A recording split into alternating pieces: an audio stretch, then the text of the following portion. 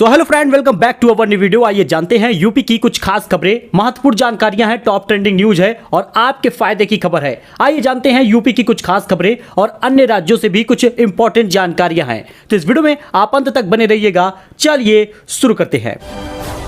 बात करें पहले खबर की, तो 6 महीने का फ्री राशन, दवाइयां और मृतक के आश्रितों को जॉब। ओडिशा ट्रेन हादसे के पीड़ितों के लिए अंबानी का बड़ा ऐलान है। जी हां दोस्तों, ओडिशा ट्रेन हादसे के पीड़ितों के लिए रिलायंस फाउंडेशन ने कई घोषणाएं की हैं। रिलायंस फाउंडेशन ने पीड़ित परिवारों को 6 महीने के लिए फ्री राशन, घायलों को दवाई और जरूरत पड़ने पर अस्पताल में इलाज और एम्बुलेंस को फ्री ईंधन देने का ऐलान किया है। इसके साथ ही 1 वर्ष के लिए फ्री मोबाइल कनेक्टिविटी देने की भी घोषणा की है। वहीं पर इसके अलावा आपको बता दें, जियो और रिलायंस रिटेल ने मृतकों के परिवारों में से किसी एक आश्रित को नौकरी देने की घोषणा की है। दरअसल ओडिशा ट्रेन हादसे में बहुत सारे लोगों ने अपने परिजनों को खोया है। इस वजह से उनकी आर्थिक स्थिति सुधर जाए, एक बार फिर से वो अपने पैरों पे खड़े हो जाए और बहुत सारे लोग जो अनाथ हुए हैं उन लोगों को भी थोड़ा सहारा मिल जाए। इस वजह से ओडिशा ट्रेन हादसे में पीड़ितों के लिए रिलायंस फाउंडेशन ने घोषणाएं की है। तो पीएम किसान सम्मान निधि योजना को लेकर अब तक का सबसे बड़ा अपडेट आ गया है, क्योंकि 14 किस्त किस तारीख को आएगा ये कंफर्म हो गया है। जानिए नया अपडेट क्या है। दरअसल दोस्तों, प्रधानमंत्री किसान सम्मान निधि योजना के लिए जो किसान पात्र हैं उनके लिए सभी ग्राम पंचायतों में 10 जून तक शिविर लगेगा और 2-3 दिन बचे हैं। तो अगर आपके डॉक्यूमेंट में कुछ गलती है तो आप जाके उसको सुधार सकते हैं। पंचायत में लगे हुए शिविर में ई-केवाईसी, आधार फीडिंग और भू अभिलेख, खतौनी अपलोड वगैरह किया जा रहा है। किसान सम्मान निधि में पात्र किसानों को लाभ दिलाने के लिए यह शिविर लगा हुआ है। वहीं पर आपको सबसे बड़ा अपडेट हम बता दें, बिना खेत वाले किसान का फॉर्म हो रहा है निरस्त। यानी अगर आपके पास खेत नहीं है और आपने सम्मान निधि के लिए फॉर्म भरा है तो आपका रद्द हो जाएगा, आपको पैसा नहीं मिलेगा। वहीं पर डेट कंफर्म हो गई है। प्रभात खबर पर बड़ी जानकारी है, आप यहां पे देख सकते हैं। 15 जून को आएगा 14 किस्त, यानी 2000 रुपए आपको मिलेगा और जिनको 13 किस्त नहीं मिली उन्हें कुल 4000 रुपए मिलेगा। वैसे आपको बता दें, पीएम किसान सम्मान निधि की 14 किस्त का इंतजार कर रहे किसानों के लिए अब अच्छी खबर है। सम्मान निधि को किसान के खाते में भेजने की तिथि को निर्धारण कर लिया गया है। यूपी के 2 करोड़ 20 लाख पात्रों को जून के पहले पखवाड़े में जारी की जाएगी ये राशि, जो किसानों के बैंक खातों में हस्तांतरित होगी। आपको बता दें, अपर मुख्य सचिव जो कृषि विभाग के हैं डॉक्टर देवेश चतुर्वेदी ने जानकारी दी है कि 15 जून के आसपास किसानों के खाते में किसान निधि का पैसा आएगा। तो ऐसे में 10 जून तक शिविर लग रहा है, जाके उसमें सही कराइए अपना डॉक्यूमेंट और 15 जून को 4000 रुपए प्राप्त करिए।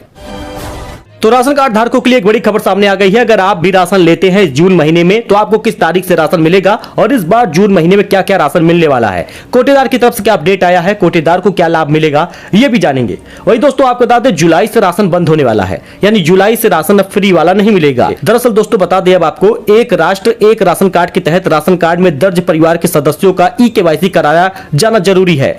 अब अगर आप 30 जून तक ई-केवाईसी नहीं कराएंगे तो आपके राशन कार्ड रद्द हो जाएंगे, फिर आप जुलाई से राशन नहीं पाएंगे। और ऐसा बहुत सारे लोगों के साथ होने वाला है, क्योंकि ऐसे बहुत सारे बुजुर्ग हैं जिनका अंगूठा नहीं लग रहा है। वर्तमान में राशन दुकानों में ई-पॉस मशीन से बच्चों की ई-केवाईसी कराने की समस्या आ रही है। ज्यादातर बच्चों का आधार कार्ड नहीं बना है और बायोमेट्रिक भी नहीं हुआ है। जिन बच्चों का बायोमेट्रिक हो गया है उनके फिंगरप्रिंट स्कैन के दौरान समस्या आ रही है। यही वजह है कि ई-पॉस मशीन में बायोमेट्रिक सत्यापन नहीं हो रहा और इसमें राशन कार्ड धारकों को परेशानी हो रही है और आगे ये और तेजी से होने वाला है। इस वजह से आप ई-केवाईसी जल्द से जल्द 30 जून तक करा ले, वरना 1 जुलाई से आपको फ्री राशन मिलना बंद हो जाएगा।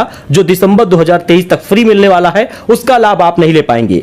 वही हम बात कर ले जून राशन कब से मिलना शुरू होगा, तो 10 जून से राशन वितरण शुरू होने वाला है। इसमें आपको कुल 35 किलो राशन इस बार मिलेगा और बहुत सारे मीडिया रिपोर्ट में तो जानकारी दी जा रही है कि इस बार चीनी भी 3 किलो दिया जाएगा, लेकिन इसमें कितनी सच्चाई है इसके बारे में कोई भी कंफर्मेशन नहीं है। फिलहाल आप जून में 10 तारीख से जाएंगे कोटे की दुकान पर तो आपको राशन मिलेगा। चावल इस बार ज्यादा मिलेगा, गेहूं कम मिलेगा, यानी यूनिट के हिसाब से केवल 2 किलो ही गेहूं इस बार भी दिया जाएगा। जुलाई में बड़ा बदलाव होने वाला है, इस वजह से सरकार ई-केवाईसी का महाअभियान चला रही है। अच्छा, इसके साथ ही दोस्तों आपको बता दें, अगर आप अंत्योदय कार्ड धारक हैं तो आपको 1 यूनिट पर भी 35 किलो राशन मिलेगा।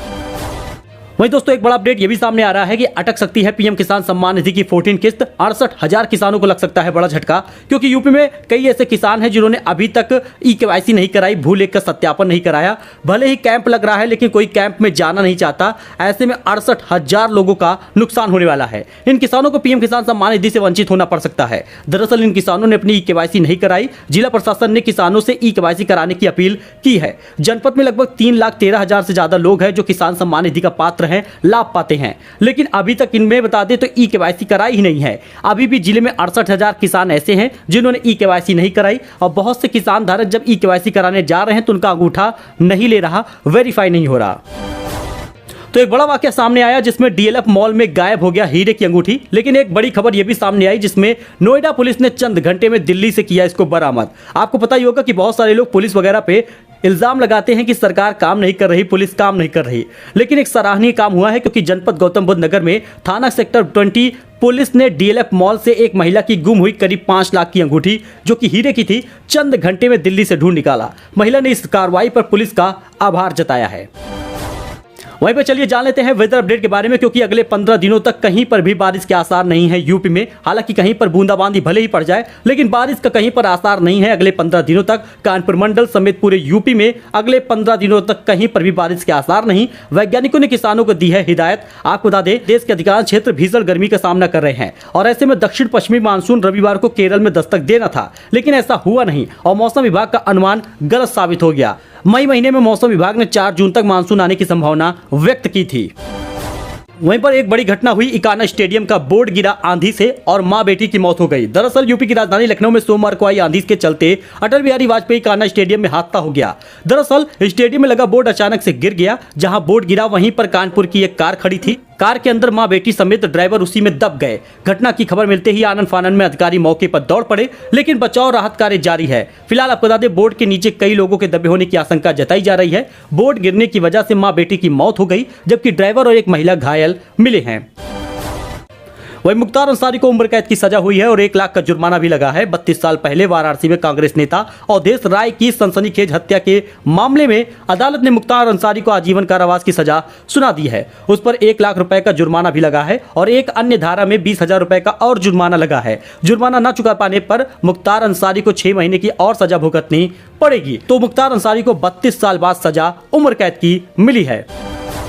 वहीं बरेली में एसी जनरत बस रोकना पड़ा भारी, ड्राइवर सस्पेंड, कंडक्टर की सेवा समाप्त हुआ। यूपी के बरेली में परिवहन विभाग चालक और परिचालक पर बड़ी कार्रवाई की है।